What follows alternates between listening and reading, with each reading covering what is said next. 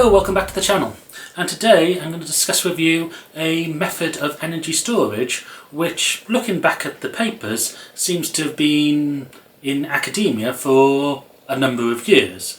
However, hasn't yet made its way to commercialisation. So is this a potential energy storage system of the future? So what I'm talking about is thermochemical energy storage. So if you've watched my podcast with Dr. Dan Jones, there's a link up here, well probably up here, we talked in there about hydrogen and how that can be used for energy storage. If you've watched my previous video on the heme system, again there's a video link up here, where they used molten salt as a method of energy storage. So this was connected to a power producing plant, and excess energy was stored in the form of heating molten salt up to several hundred degrees Celsius, and when that energy needed to be released they run it through a heat exchange into a steam turbine and therefore generated electricity.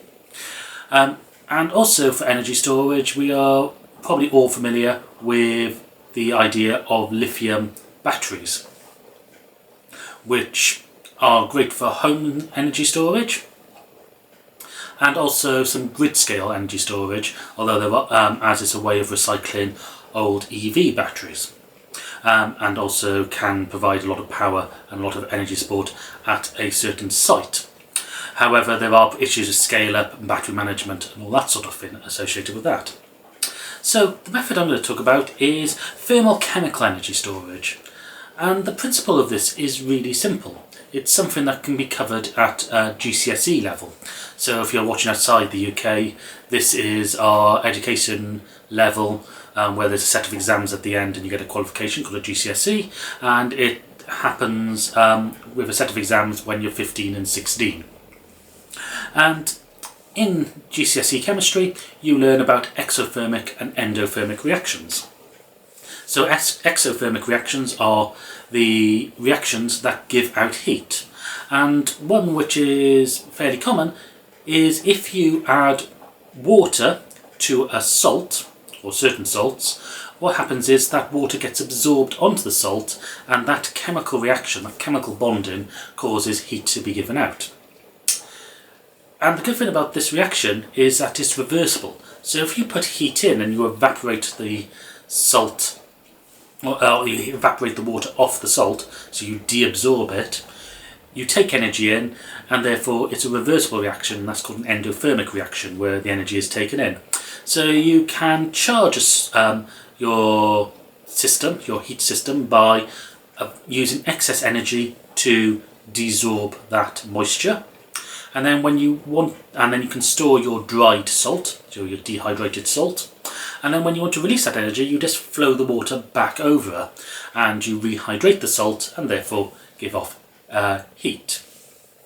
So this is the basic principle of thermochemical energy storage. And you'll come across a couple of, if you do want to do some research into this, you'll come across the terms closed loop and open loop. So if it's just a safe salt, let's say sodium chloride, table salt, any water that you boil off that is going to be safe to release into the atmosphere, then you can pick any water come back through.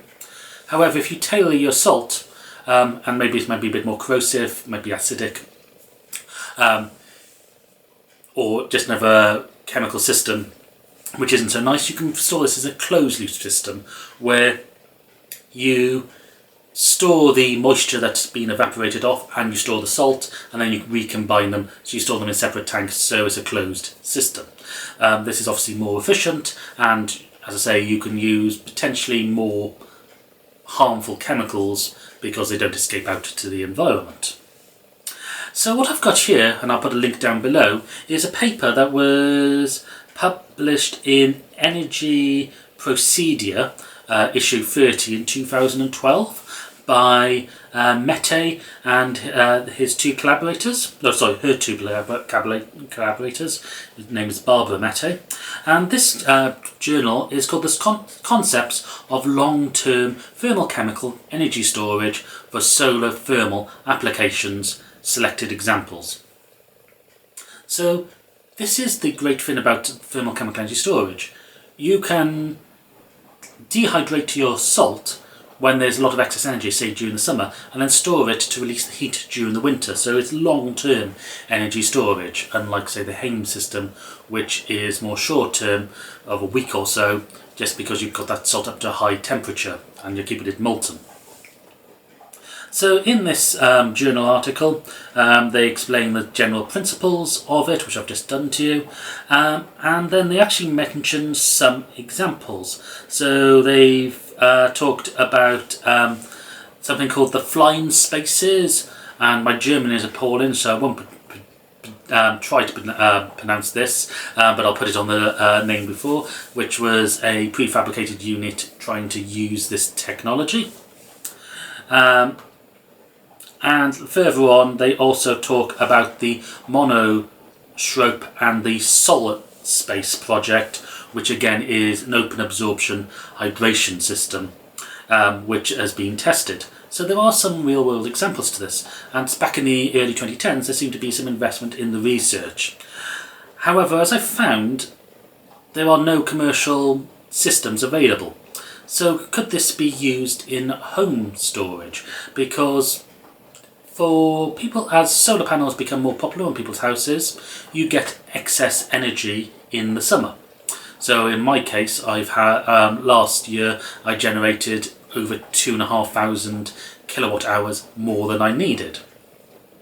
What would have been nice is if I could have stored that for the winter, in particular for the heating in the winter.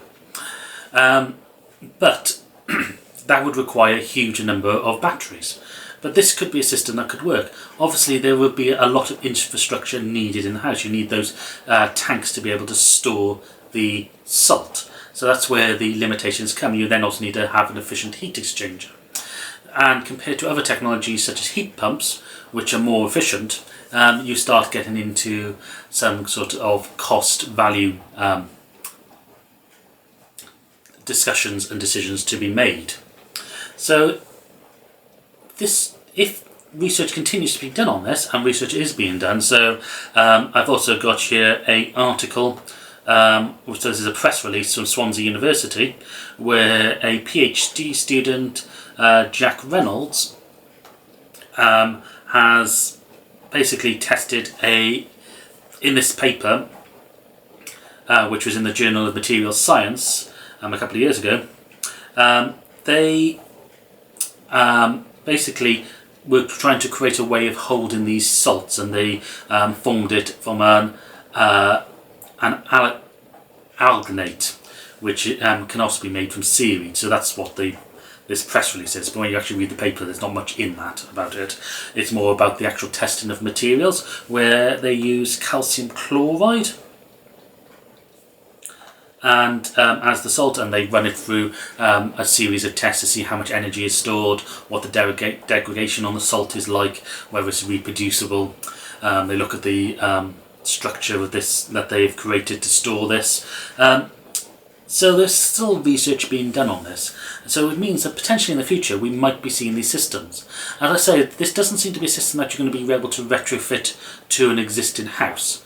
However, you might be able to on new builds be able to fit in there. It may be also a sensible solution for sort of larger areas where you might have a lot of underground space under the building where you can store these tanks. So this would be a technology just to keep an eye on. I'm not saying it's a perfect technology, no technology is, but it might be suited to some very good situations. Anyway, thank you for watching. Please remember to hit that subscribe button, and I'll see you in another video very soon.